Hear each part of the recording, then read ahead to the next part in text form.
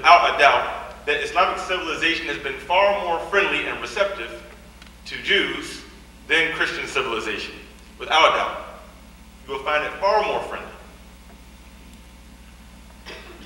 Not just referring to Muslim Spain, but other areas where there were great cooperation between Muslims and Jews. Do you know that Jews, in their intellectual history, trace their golden age of science, philosophy, and arts to when they were in the Iberian Peninsula, when Muslims were the leaders of Spain?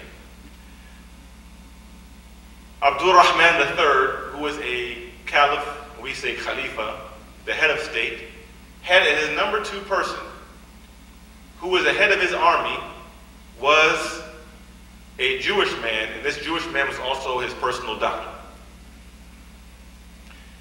Show me any government that's based upon a theocracy, where you have the majority religion picking their number 2 man, a person outside their religion. You will not find this in any government in the history of man based upon a theocracy except under Islam.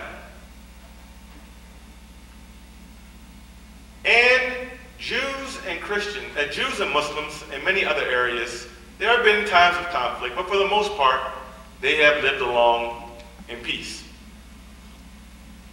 However, with the ending of World War I and the partitioning of Palestine, and there was a Sykes-Picot Agreement in which we had the Balfour Accords and the Sykes-Picot Agreement that came basically after World War I, where the Middle East was carved up into several different areas, and artificial states that never existed. For example, there was no country called Qatar or the United Arab Emirates. There was no Kuwait. Saddam Hussein was right about that. Kuwait was actually considered part of Iraq at one time.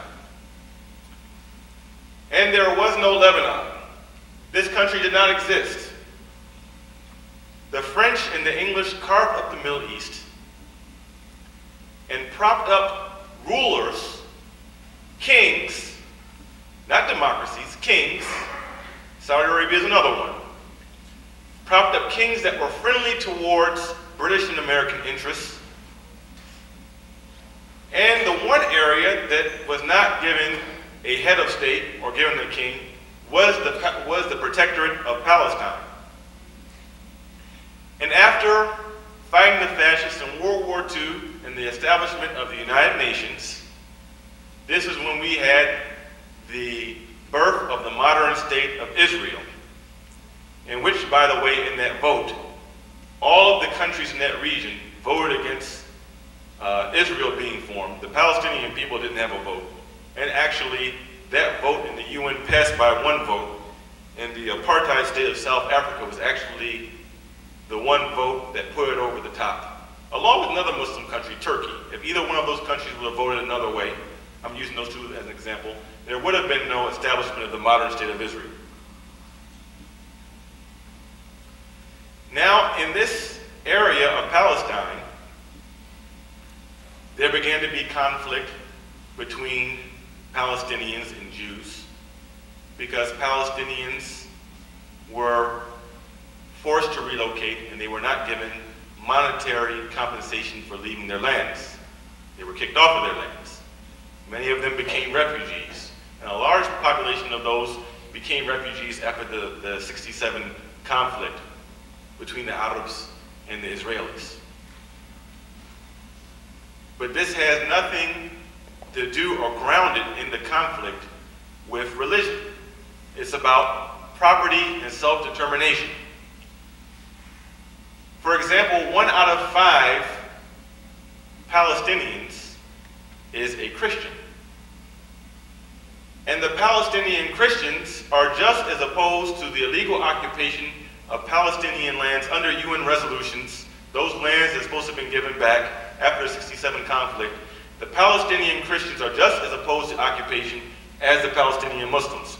A conservative columnist, Robert Novak, wrote an excellent article, if you were to read the Washington Post today, where he wrote, Israel, is it worse than apartheid?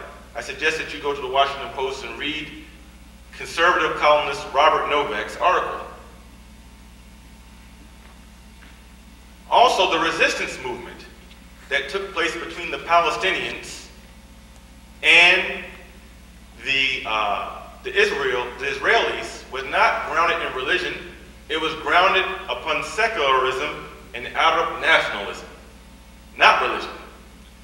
This is the time of, after Gamal Abdel Nasser, the great pan-Arab nationalist, and his successor, Sadat, and other rulers in the area like Gaddafi. These were people who were primarily grounded in Arab nationalism and socialism, not religion, and the Palestinian cause and its resistance was not discussed firstly in religious terms, but in terms of nationalism.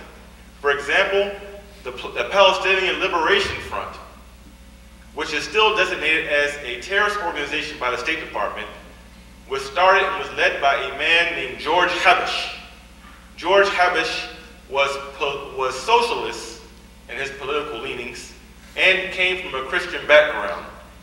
He was not a Muslim, and he was seen at one time as being one of the greatest threats, and this organization being one of the greatest threats to the Israeli state. Similarly, the Palestinian Liberation Organization was not based in religion. It was based upon secularism. It's not a religious party.